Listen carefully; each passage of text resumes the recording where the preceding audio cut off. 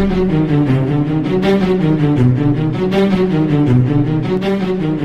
know, when someone's kind of watching you from behind, you kind of get that tingling on the back of your neck. You just kind of know it's there, right?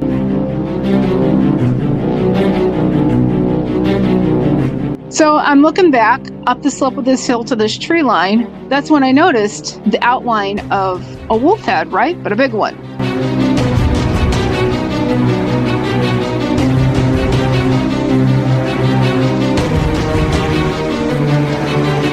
For the life of me, I couldn't figure out how something was going to be this tall. And I also was like, oh man, am I imagining this? Things aren't supposed to exist like this.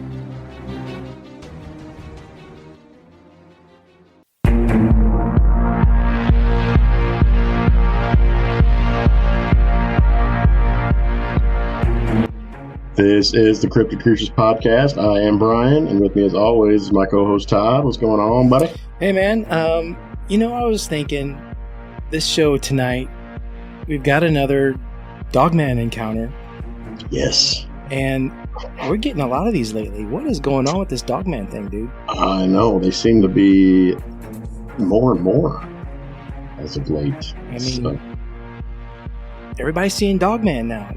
Is Dogman the new Bigfoot? Is that what's going on? Are we missing this train here? Missing the boat? I mean, shit. I don't think so. But yeah, I do love some Dogman stories, and I love the whole concept of Dogman. A little bit of different variety from the Bigfoot thing. So yeah, we do like bringing people on and talking about the Dogman and hearing their story, because these things keep popping up, and yeah, and we want to know what the hell they are. What's going on here? So we're going to bring Darcey on tonight. Darcey's from Wisconsin. I believe in the area of Bray Road is where she saw this famous beast of Bray Road. Yeah. So maybe we're looking at a cousin or distant relative of the Bray Road. Or maybe it's the same thing. Or maybe it's the same thing. I don't know. Anyway, let's not waste any more time. Let's bring her on and see what she's got to say. Right on. Let's get her. Darcey, thanks for coming on and talking to us. You're welcome. It's good having you. So you had an encounter, was it in Wisconsin? Yes, southeastern Wisconsin. Southeastern Wisconsin. Yes. Was this by chance anywhere near Bray Road? I believe it's not far. I'm not sure what the exact distance is to it, though. Mm-hmm. Why don't you tell us about your encounter and tell us what happened? Okay. So it started back, or it happened back in like 94. I was on a choir retreat with school. And the whole couple of days was kind of interesting. You go through like the typical like trust building exercises and crap that they want you to do for school. We got to where we were camping, and we were rehearsing for the show we were going to put on for the parents later that weekend. And the whole thing started probably about midway through the afternoon. We got done with the choir rehearsal, and we went outside afterwards, and there was like this beautiful gold fog that was everywhere. Imagine a regular mist, but gold instead of your typical gray silver fog mist. And it just had this extra warmth to it, which was just amazing. Fast forward to that night, we had gotten done with supper, and some of the kids managed to talk the chaperones into doing a bonfire in a pit where if we've got the mess hall at kind of like the top of the hill, and it's a gentle slope going down to this fire pit area, and then to the right there is kind of a wood line, and then directly down from the mess hall there's a split in the wood line, and then it goes into more woods off to the left side. We were sitting there, and the bonfire flames had to be licking a good 7 foot tall. So even though it was dark out by this time, there was definitely a decent amount of light to see by. Can't remember the moon phase at the time. Sorry, guys. But when someone's kind of watching you from behind, you kind of get that tingling on the back of your neck. You just kind of know it's there, right? Mm-hmm. And we had a bunch of practical jokesters with us. I really thought it was one of the campers just trying to screw with me. And so I decide I'm going to try and spin around real fast to catch them. I turn around and there's no person behind me. And I'm staring. I'm like, well, that's funny. So I'm looking back up the slope of this hill to this tree line. And that's when I noticed the outline of looked kind of like a wolf head, right? But a big one. And it was such a dark black. I swear to you, it's like light could not escape this fur. And I've been big into, canines my whole life. So I know a wolf from a fox, from that kind of thing. It's not like I wouldn't know what I was actually looking at. But for the life of me, I couldn't figure out how something was going to be this tall. And I also was like, oh man, am I imagining this? Things aren't supposed to exist like this. And that's when the fire caught the eye. So you're getting that eye shine, right? And it wasn't self-illuminating like I've heard so many people talk about. It was just the typical reflection that you get from light shining off of something's eyes at night, right? That yellowy, reddy, orangey, greeny kind of thing going on. And my fiance at the time was seated to the right of me. And I nudged him. I'm like, do you see that back there? And he looked back and he's like, yeah, it's there. And I'm like, well, aren't you concerned? He's like, no. Okay. He fed some cheesy line to me at the time.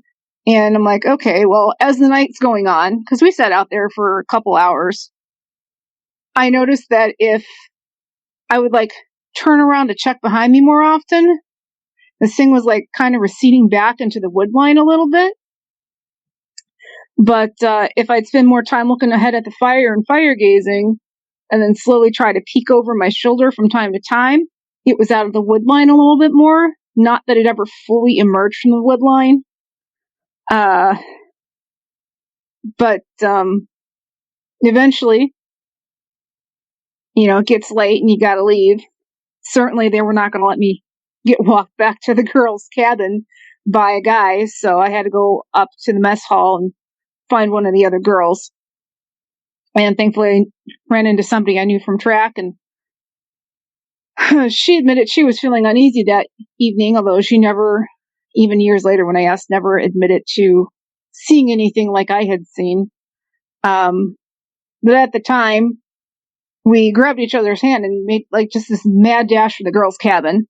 Get there and both realized we had to go to the bathroom, so we had to go to the outhouse, and neither one of us was willing to wait outside. So that was an interesting thing. Finally get back to the cabin, and we both tucked up underneath the covers, hadn't all till after morning light came. Of course, being a teenager at the time, because I think I was a junior and going into high school that year, you don't have a whole lot of common sense. So the next morning I go out to where I saw this thing, and I'm looking around because I want answers. I always had more curiosity than what was good for me. And I'm looking around, and over by where I saw this thing standing are 2 pine trees with wood chips at the bottom. And there's definitely, you could tell weight had been pressing down on them for quite some time. But I noticed kind of this twiggy shrubbery stuff behind it. So that perplexed me a little bit, because if this thing's moving back and forth a little bit in and out of that wood line, how the hell is it not making a sound that night? Right. And I also, even before I got to that area, there was just this awful smell coming from it.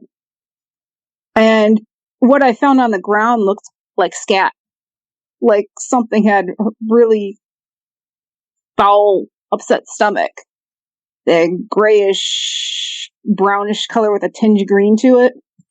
There were these little piles all over. So that was interesting. And then my dumbass goes walking off into the woods, headed towards the boys' cabin to see if anybody's up there to go pal around with, because the girls' cabin everybody was sleeping in. And as I'm headed over to the boys' cabin, as if the night before wasn't weird enough, I'm heading over there and I see this reddish orb. It's probably about the size of a volleyball and about head height, more densely colored in the center, and it kind of like diffuses as it gets towards the outside of the sphere. Come out from like the wooded hillside area. And again, like I said, being a teenager, I just wasn't all that bright, so I decided to follow the damn thing. And it's not like sitting like in a direct straight line. It kind of does this hover thing as it's moving forward, going up the trail. And at one point, this thing stops. And even though it's just an orb, you can tell the thing's like turning around to look at you. And I just kind of get this thing in my head going, what the hell do you want? You're kidding, right? I'm now frozen solid where I stand, scared to death. I'm like, oh shit, what am I going to do now? And eventually it turns back around, starts going back up the trail. What do? You think I'd turn back? Nope. Kept following it. Finally gets to where the trail we're on T-bones into another trail. And just past that, there's a whole bunch of woods. Well, this orb went into the woods and just dissipated right in front of me. Can't say anything else weird happened that weekend, just those 3 particular incidents, but I think that's it probably was enough. Yeah, I'd say you went through a lot that weekend. That's pretty amazing stuff. Yeah, for sure. So let's talk about the orb for just a second, and let's go back to the creature that you saw. You said you were kind of following this thing, and against maybe your own will. Did you feel like it was kind of drawing you to follow it at all, or were you mesmerized by this thing? Again, curiosity killed the cat, and I was just notorious for that at that age. I wanted to know what it was doing there. At that point, ESP, paranormal, ghost spirits, that kind of thing had me enthralled. So I wanted answers. And up to that point, I didn't know orbs could be seen in broad daylight. I thought they needed to be seen at night. So I've had this really unique learning curve thanks to that experience. Yeah. How far away, or how close do you think you got to the orb? That's a good question. I don't think I got any closer than like 10 or 15 feet. It's pretty close. Yeah. Close enough. Close enough, yeah. Could you feel any heat radiating off the orb at all? Not at all. Nope. Or was it making any sound? You hear anything? Yeah. No sound. Absolute quiet. I mean, it's not like the whole forest was quiet with the orb. You still had like some little frogs off in the distance, and you had the birds singing that morning. It's not like that eerie silence that accompanies some cryptids like they talk about. But it, the orb itself didn't make any noise. Do you think it had anything to do with the weird sky you saw that day or so before? I'm still trying to figure that out to this day. I've pondered it for a long time. That gold fog is the only time I've ever seen anything like it, and I don't know what to connect it to. How far away do you think you were from the creature when you saw it, Darcey? Oh, God. That had to have been, I'm going to say a solid 20 feet. That's still pretty close. Right. Considering it's not supposed to exist and it's watching me from the woods, and I can't get a feel as to why. I mean, I will say I never felt threatened by it. I think the scared feeling I had was just because I was seeing something that's not supposed to exist, something everybody tells me is just part of movies. Right. I never got growled at. And even when my friend and I were running for the cabin, we didn't get chased. None of that. I mean, so whatever it was, thankfully, it didn't have any kind of ill intent.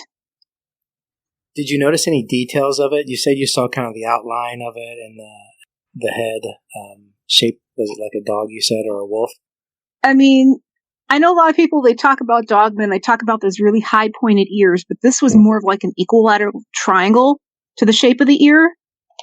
And the other thing I remember stood out really weird is the fact that the coat. I mean, we're talking, this happened in summer in southeastern Wisconsin. That's hot as hell. It was in August.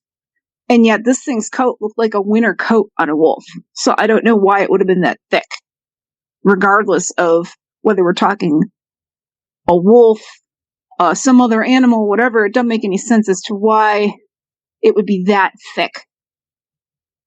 It's just not normal. But I want to say this thing was at least 6 foot tall. It could have been taller. And given the chart that I've seen floating around with the different variant types, it would have been type 1 variant 1. It was definitely very just wolf looking, but you could tell from the height, this was not some quadruped. This thing had to be standing on its hind legs. You said it had a smell to it. Can you describe the smell?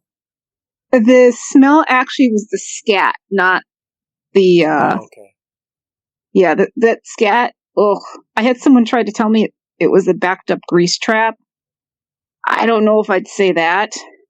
That's a pretty nasty smell. It is. I mean, even with the foul diarrhea I've smelled in my course of working with dogs, because I spent 18 plus years as a professional groomer, I've never even smelled something that rancid. Wow. It was bad, but it's not like a urine or decayed animal, because I know both those smells. This was just like, it was enough to gag you. You're glad you were outside. If you were inside with that smell, it would have bowled you over. I'm at a loss to try and describe it, though. Did you happen to look for any footprints or see any kind of footprints or anything like that? I did not see any footprints. Unfortunately, the grass in the grassy area was pretty thick, and the wood chips, because of the weight, they were just pressed down on. I didn't get any, like, prints or anything. There was, like, no mud nearby for me to catch anything. The Boy Scouts volunteer and put chips down on the trails out that way all the time, so they're pretty well-maintained trails when there is something. No scratches on trees or anything? Not that I noticed, but I don't know that I thought to look for them that much at the time. Right. Before your sighting, had you ever heard of Dogman before? No. I mean, you hear about werewolves in the movies, but it's just like a television or movie script thing. I had no clue that these things existed, and even after my encounter, I didn't know what to make of it for a long time. It wasn't until I saw a Haunted Travels thing on History Channel where they talked about Linda Godfrey and the Beast of Bray Road, and I actually ended up contacting Linda to ask her opinion about what had happened all those years ago. I'm like, do you think this could be this? Do you think it's something else? I just want your honest opinion. I'm still trying to process this and what happened. And she said it's a possibility, so I'm like, okay, cool. And then on and off through the years, I kind of been digging, and now I'm so obsessed. I want to find time so I can go out and look for more evidence that these things exist, you know? Yeah, no kidding. Well, what year was the Beast of Bray Road sighted? Do you know? Oh God, the Beast of Bray Road, that goes back. That goes back to before I was born. It was just in the 80s. Since she saw hers. Yeah. Wasn't it? I'm not sure. What year, Darcey, was your encounter again? My year was 1994. And I know that it predated that. Linda got called out there, I think, in the 80s to do an expose, but as she dug, she found out that there were sightings that went back before that. Mm-hmm. What are your thoughts about Dogman? You know, I honestly, from what I can gather, I believe that they are some kind of being that's been around since before people have walked this planet. I also feel that they're highly intelligent. I mean, if they were a strict animal, it should have given chase. I believe that they're connected to a higher energy plane than what we're used to working on, which I believe would explain the reason that we see some of these cases where they seem to disappear or where we had that weird stealthy silence going on, even though they're leaving physical proof behind that they've been there, be it footprints, scratches, that kind of thing in some of these cases. But I don't doubt that we could be looking at genetic manipulation in some of these cases too, from like the government or aliens or whatever you want to attribute that to. I mean, I think there's a lot of different things that can tie into them and why we're seeing and experiencing the way we are from what I've read and gathered from other people's experiences as well. Yeah, Brian and I have been following this Bigfoot thing, and this cryptid thing since we were kids, Right. for all our lives. And one thing that we've noticed recently is that there just seems to be more and more dogman sightings popping up than ever before. Back in the late 60s, early 70s, when the Patterson film came out, you didn't hear anything about dogmen back then. Mm-mm. But, the Bray Road, when that happened, it just kind of sprung, and then now we're just getting more and more encounters that we're talking to on here. Well, I mean, you got to wonder if maybe some of them were misclassified, too. Yeah, we thought about that. Some maybe misidentified Bigfoot or something, but it can't all of them. They can't all be. Right. So. I've heard mixes. I've even heard Bigfoot-looking dogmen or dogmen that were more like kind of a hybrid thing. I've heard people talk about that and having encounters with that. So we who knows, right? Who knows what's going on? Darcey, would you ever want to see one again? Yes. I want to bump into that same one. I want answers. And there is a lot of room for investigating because this is, even though it's been around for a while, a relatively new phenomenon compared to Sasquatch or anything else, So, how much do you know about the Bray Road area, Darcey? Or are there any kind of cave systems or any? I know there's some wilderness over there, but not a ton, right? I mean, what's going on? I only recently got back into this in the last, say, 8 months to a year. So I really haven't had a whole lot of time to go digging just because I've been putting in like the hours at work just to make life like everybody else. But looking forward to digging more. There is actually a Beast of Bray Road conference now, believe it or not. Really? Yes.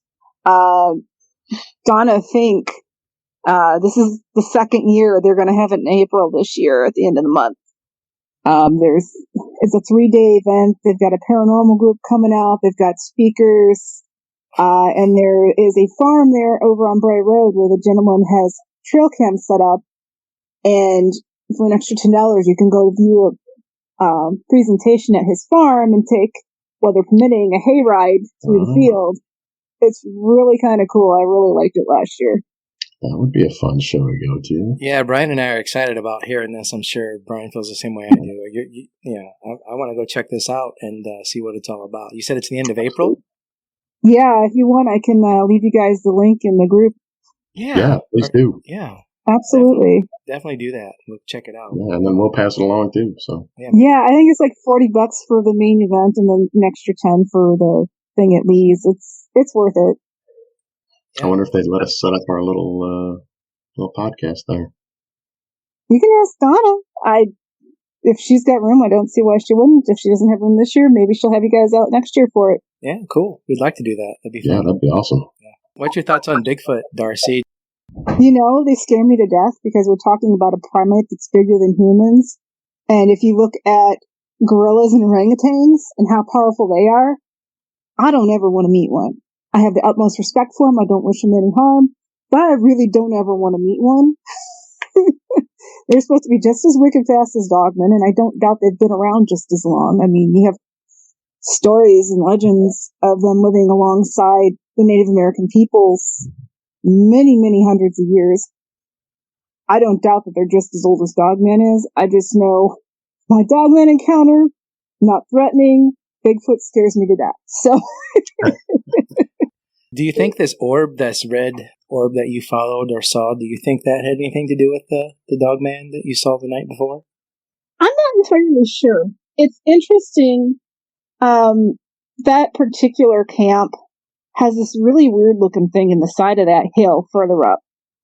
It's quote, a storage shed, unquote, but it's actually, there's nothing shed about it. It's bars in the side of the hill. You can put stuff in this little dugout area in it, but it's got like a big lock on it too, like the old metal bars like you'd find in a castle with the locks on them, right? It's just the weirdest freaking thing. I'm like, ain't no storing nothing in that. That's not going to keep the elements away.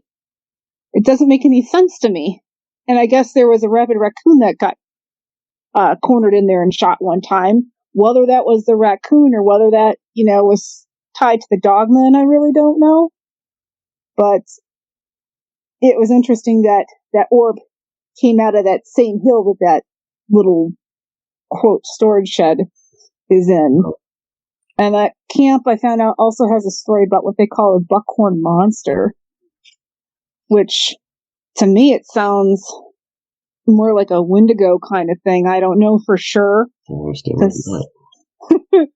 Supposedly, it's a protector of the forest, but it's got antlers that if it touches you with them, it turns you to moss, and then it can eat you. I don't know. This is something they told around, campfire stories. So right. I don't know if there's any credence to it or not, but I know I didn't want to go exploring in the middle of the night. Every urban legend is based in some kind of fact. Right? I mean, yeah, you've got your lycanthropy, and you've got the ergot that was causing the toxic mold repercussions in people's mental states, but still there's more to that. You had the beast of Garuvian, you have the cynocephaly, which show up in history in repeated different places, in different cultures. So there's something that this is based off of. Absolutely. Have you spoken to anyone else in the area around where you saw this thing that may have seen or heard about a sighting of this creature also? I've tried to reach out. I even reached out to the area where we had stayed to see if they had any other reports and never heard anything back. The other campers I talked to, nobody supposedly saw anything. And the fiance at the time is now the ex. And I haven't had a chance to get a hold of him since really digging into this, because I want to find out so bad if he was just saying he saw it to appease me that night, or if he legitimately saw something. But he was familiar with the area. He had been out there prior, and just something he said our senior year made me wonder if he already knew about that, and that's the other reason why he seemed completely comfortable with it, is he was already used to the thing being there, Do you remember what he said? Well, we were big into the Native American culture at the time, and since we'd spent a lot of time doing like Native American beadwork and craft projects, we were looking in the back of a book that had some different words. We decided we're going to give each other Native American names, and we picked them out for each other, and he said something like he wished I would have called him Feathered Wolf. I'm thinking, I wish you'd given me a wolf name too, but at the time I just brushed it off, right? But now looking back, I'm like, well, wait, what's going on there that I didn't even know about? Did he know something about that creature that I didn't know about? It's one of those things that just, it digs and eats at your mind. It's like, God, I got to run into him so I can ask him now. Mm-hmm. If you are able to get out there some more and poking around in the woods, keep us in mind. Let us know what to find out. Sounds good. Yeah, I was going to ask, do you get out and look for these things at all? I haven't had a chance to yet, but I'm hoping maybe in May. May not be snow on the ground, but at least there might be mud. A couple places in the state that there's supposedly found footprints, and even though some of it's on private property, there's other places that are like state recreational areas. So I'm hoping to get out that way and take a nature hike and see if I can get lucky enough to find some samples, or if one's kind enough to say hi. Yeah, let us know if you do. Yeah. Yeah, get in touch with us, and we appreciate you coming on and talking to us today. Absolutely. Yeah, absolutely. You guys have a great night, and I'll get you that link. Sounds good. All right, Darcey, thank you. All right, take care. Thanks. Thanks. Bye. I really want to check out that festival if we can make it to that. Yes. End of April, that'd be awesome. It's not that far. No. It's 3 days. She's supposed to send us that link, right? Put it on the group page? Yes. So hopefully when we get that, we'll pass it along to everybody else, and maybe we can get a crowd. You know something I always thought about? I want us to go to Bray Road and do an investigation. And record it. I do too. And that's within driving distance. We'll be in there a couple hours. It is. We've been talking about doing these things, but we can't do anything because it's so damn cold out. But since it's starting to get warmer. Damn winter. I know. But it's starting to get warmer. So, that's right. We're going to be planning some stuff. We're going to hold true to what we say. We're going to go look for these things. Yeah, because you better believe it. That's what we really like to do. We like to look for Bigfoot, look for cryptids, and talk about them. Absolutely. That's our thing. So that's why we do what we do. So, but yeah, Darcey's story. She wants to see one again. She's not afraid of these things. I know. I've never seen a dog man, so I can't say, but I think I'd be probably afraid of him. I mean, I know she didn't get a detailed look at the face. She said it was awfully dark. But still, I mean, that'd scare anybody. Something weird standing there, furry, 6 foot tall, pointy ears. I don't care if somebody in the shadows. Yeah, I don't care if somebody in a costume. I'm still gonna be scared. I don't want to I don't need that. I don't need that stuff going on. You and your werewolf. Unless I have a camera or something like that, and I can run like in a car. I'm in a car. Yeah. Let's say you're not gonna outrun them. No. Just so crazy. What are these things, man? I mean, what are they? I don't know where are they coming from. I mean, I have no answer to this. I know. We need to find out. She made the comment about the government and the genetic twisting around of whatnot. I kind of wonder about that sometimes. I think is the government creating werewolves? I mean, remember that? You ever see that movie? What's it called? Dog Soldier or something like that. I've heard of that. Yeah, where they're making soldiers out of. Wolf soldiers, basically. Yeah. Mm-hmm. People kind of think that about Bigfoot. Maybe they were created by Russians for, to invade Ukraine or something like that. Yeah. But they all ran to the mountains and hid, so they can't. Oh, I can't get them. Well, I can't find them. We lost our Bigfoot. Anyway, man, enough of this jibber jabber. Let's let these people go. Yeah, I think we've bored everybody enough. Yeah, thanks for talking to me. As always, my friend, I appreciate it. Always fun, man. Always. All right, until next time. See ya.